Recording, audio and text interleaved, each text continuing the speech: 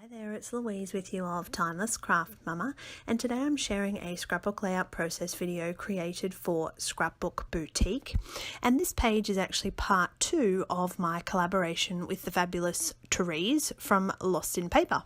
So if you haven't already watched her video, make sure to check the links in the YouTube or the blog post, and you can actually go and watch to see how Therese colours the beautiful little embellishments that I'm going to use on this page.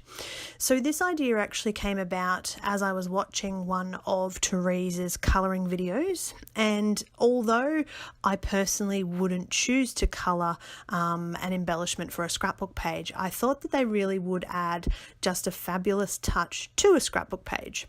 So I quickly messaged Therese and asked her if she would mind doing a little bit of colouring for me so that I could actually use some elements on the page.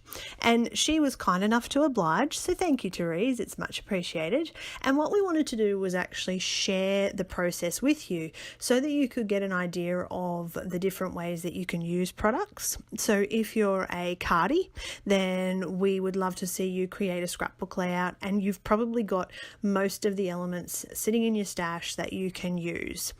So what we are creating is this birthday scrapbook layout, because Therese has given me these fabulous little wild animals, and the elements really suited a party sort of layout. So I've used these bright fun sort of colours and elements from the Photo Play paper collection. Now I have also created a photo collage with my photos as well, because I didn't sort of have a completely solid 4x6 photo that I wanted to use, so I decided to create a collage, and that sort of brings together all the elements of birthdays to be able to create this sort of interesting page. Now, sorry for all the waffling, but while I've been going along, what you've seen me do is actually measure off part of the stencil and keep the number 3. So this is a third birthday party.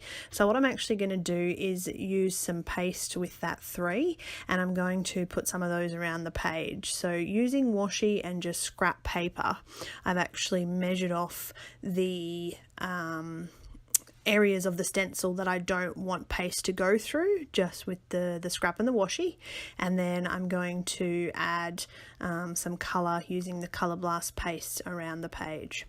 But mostly a lot of this layout, the time was taken up getting satisfied with the placement of elements. So you can see I started with the background paper, and because it was so busy with the blue and the pattern, I decided that I'd sort of trim it on this funny angle. There was no, planning involved in the cutting of the angle. I just trimmed the paper and then mounted it onto the white. So, working on the layout, I did struggle a little bit. It wasn't particularly easy, but what I end up with in the end, I am quite satisfied with. It really does become this bright, fun, really great page, and I just love the little coloured elements from Therese.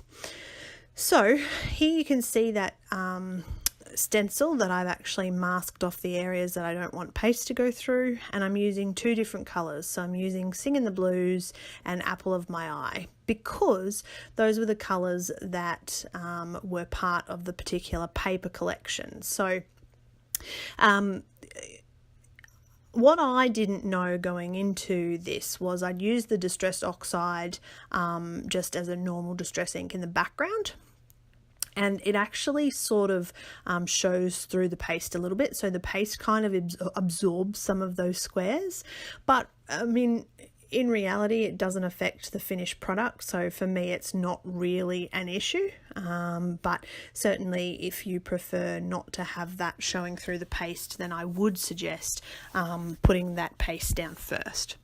Now, once they dried, I liked the texture that they added to the page, but they kind of got a little bit lost. So I'm just going to draw with a black marker around those 3s and just help bring them out of the background.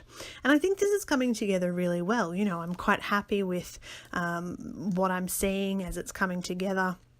Really now I'm just starting to stick some of the elements down. I've got this great fun little cluster with the monkey in the bottom left and the photo.